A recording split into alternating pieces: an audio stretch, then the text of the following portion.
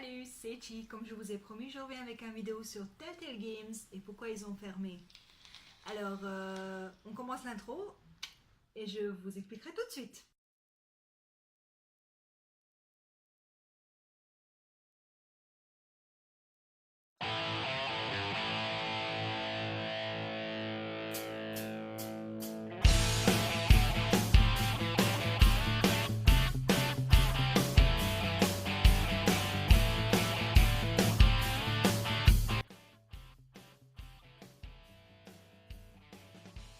Après mon vidéo en hongrois, j'ai fait quelques recherches à propos de ce qui s'est passé chez Telltale Games parce que, comme je vous ai dit ou comme peut-être vous le savez, moi j'aime beaucoup leurs jeux vidéo, leurs épisodes et tout.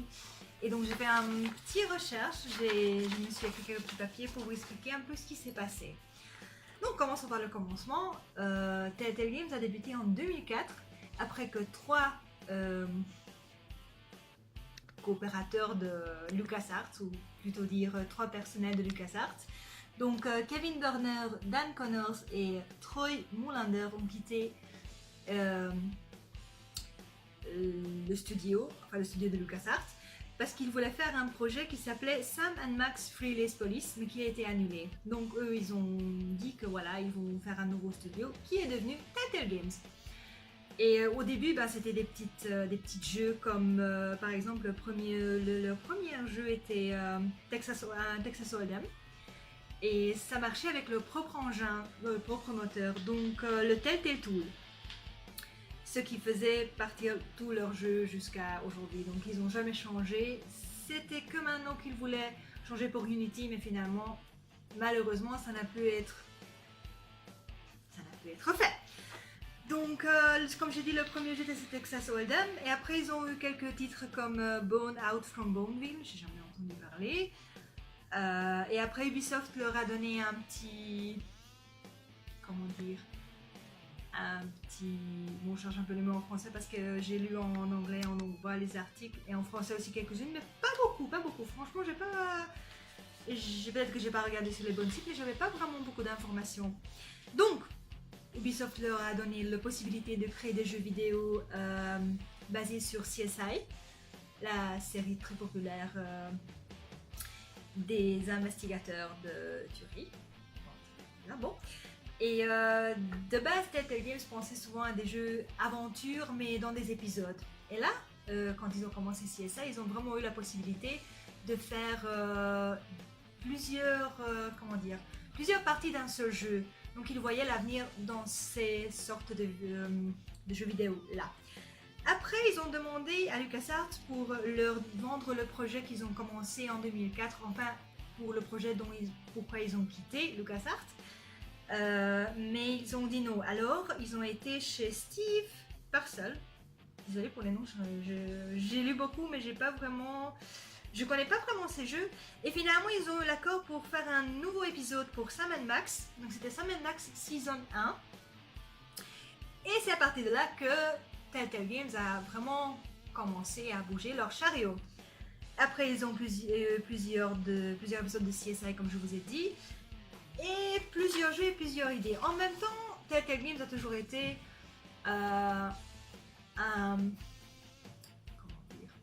un éditeur qui aidait aussi des autres petits jeux à évoluer, d'autres petits studios à se développer. Donc c'était vraiment un très bon petite équipe, composée de 190 personnes au début à peu près, mais c'était plus familier, donc ils donnaient vraiment leur cœur dans leur jeu au début. Après, en 2010, ils ont un licence pour Back to the Future et Jurassic Park, qui a été plus ou moins bien reçu par les critiques, mais bon, pas trop mauvais.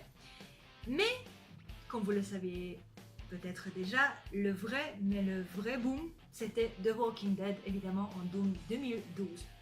Donc là, ils ont fait un nouveau concept, un nouveau aire de jeu est commencé avec ce premier épisode qui en 20 jours était vendu en 1 million d'exemplaires déjà, donc c'est vraiment fait un énorme boom, ce qui a causé des choses positives et des choses négatives chez Telltale.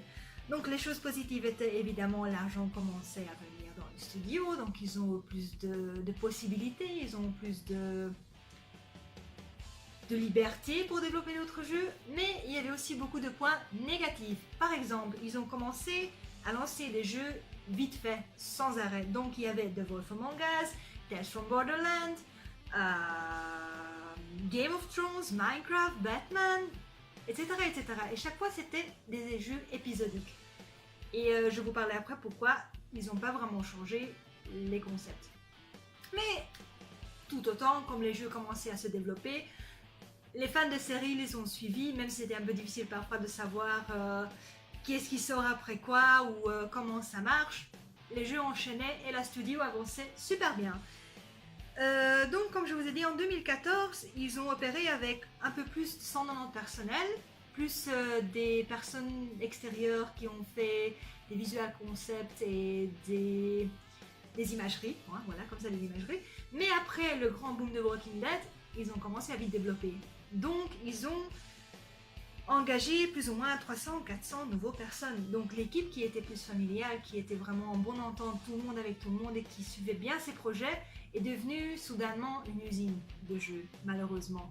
Donc j'ai lu un peu plusieurs coopérateurs, plusieurs travailleurs de Telltale Games qui ont donné maintenant des interviews vraiment courts sur l'ambiance qui n'était pas bonne et qu'il y avait moins de communication et le jeu était moins suivi et les documentaires n'ont pas été faits. Donc, comme je vous dis, c'est vraiment devenu une usine de jeux. Donc, vous la voyez, après 2014, les jeux ont sorti vite. On est en 2018 et on a déjà plus ou moins 20 jeux de Telltale Games. Enfin, des épisodes, etc. Vous comprenez bien. Alors, ils disaient aussi que leur salaire n'était pas dingue et en plus ils ont engagé beaucoup de nouvelles personnes qui sont sorties de l'université, donc c'était difficile pour leur apprendre toutes les petites choses et en même temps, comme je vous ai dit, Telltale Tool a été un peu démodé, donc ils ont toujours continué sur cet engin-là, mais ça n'a pas vraiment suivi. Il y a beaucoup de bugs dans les joueurs ont commencé à être un peu fâchés parce que ça n'a pas eu beaucoup de changements et que de plus ça développait par exemple sur PS4 et sur Xbox One, ça a devenu vraiment un peu lent ou... Bon, il y avait souvent des bugs. En même temps, chez le personnel, il y avait beaucoup de burn-out, il y avait beaucoup de... La morale est tombée, ils se sentaient comme des robots, donc il y a une qui a dit que... Non, je ne dis pas les noms, il y avait une des dessinateurs qui a dit que c'était vraiment incroyable, donc ils ont lancé un jeu, ils l'ont terminé, ils avaient vraiment un délai vraiment strict à faire et malheureusement souvent quand ils ont fait une sorte de modification ça n'a pas plu, donc ils devaient tout recommencer au début et c'était vraiment exigeant jusqu'à ce point que où ils ont terminé un épisode, ils devaient tout de suite recommencer un deuxième ou un troisième ou un quatrième, donc c'était vraiment sans arrêt, sans pause, des heures de plus. Ce qu'on ne voyait pas, nous, joueurs, on pensait que ouais, ça marche bien, c'est pour ça qu'ils lancent des jeux, mais il y avait un grand manque de communication.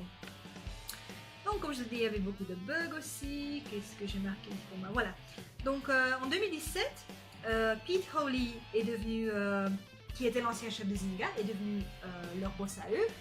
Et il a commencé par virer 90 personnes directement. Donc, en 2017, il y avait un petit espoir pour Telltale Games qui vont rattraper tout ce temps et toutes ces décisions mal faites. Parce que vous voyez, comme ils ont lancé beaucoup de jeux, c'était bien, ils ont acheté des grandes franchises, comme on a dit, comme Game of Thrones. Mais comme ils lançaient vite les jeux, ils ne regagnaient pas leur argent dont ils posaient dedans. Donc ils n'ont pas laissé un temps pour que les jeux prennent l'audience. Vous comprenez ce que je veux dire? Donc malheureusement, comme voilà, donc Pete Hawley il a viré 90 personnes et alors ça a recommencé à redevenir un peu plus calme chez eux. Ils ont lancé tout doucement des nouveaux épisodes, ils ont déclaré qu'ils vont faire par exemple un The Wolf Among Us saison 2 et ils l'ont annoncé pour 2019 comme Stranger Things parce que Netflix aussi a voulu faire une coopération avec eux, donc de lancer Stranger Things par exemple sur Switch. Mais malheureusement, comme vous savez, comme le studio s'est arrêté, il y a vraiment très peu de chances qu'on verra la suite. Et alors, je voulais vous parler aussi qu'ils voulaient, comme j'ai dit, changer sur Unity, mais ça non plus, ça n'a pas eu su faire, donc dans un nouvel engin.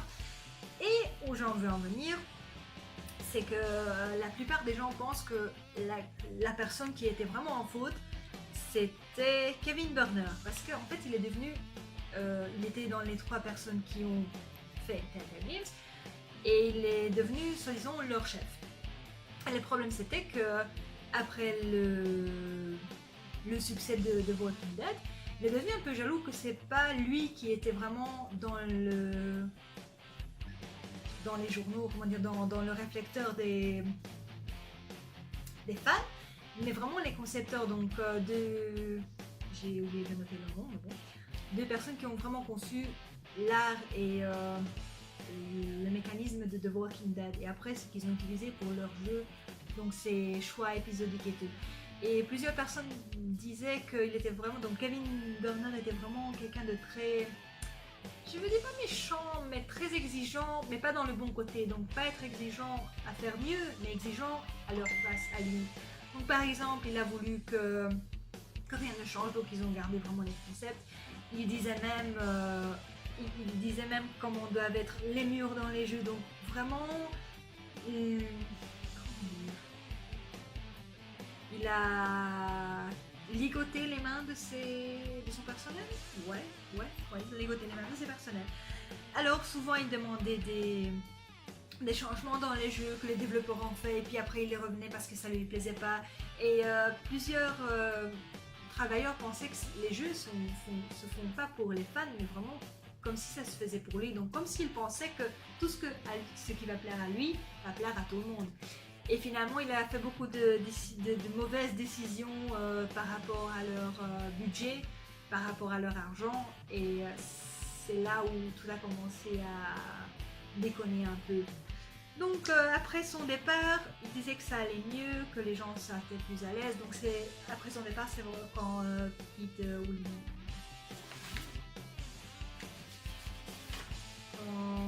Pete Hawley est revenu. Est devenu leur chef, et voilà, donc c'est plus ou moins grâce à lui que ça s'est parti en boum, mais apparemment ils ont pas pu sauver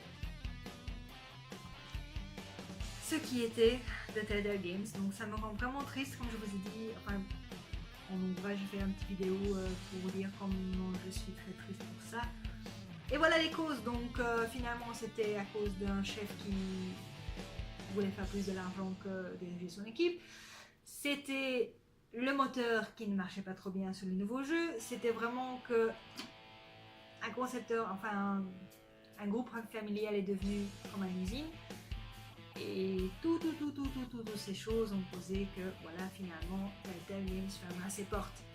Mais en même temps, comme j'ai un peu fouillé sur les sites, il y a un petit espoir que The Walking Dead Final Season va quand même se terminer. Apparemment, il y a des autres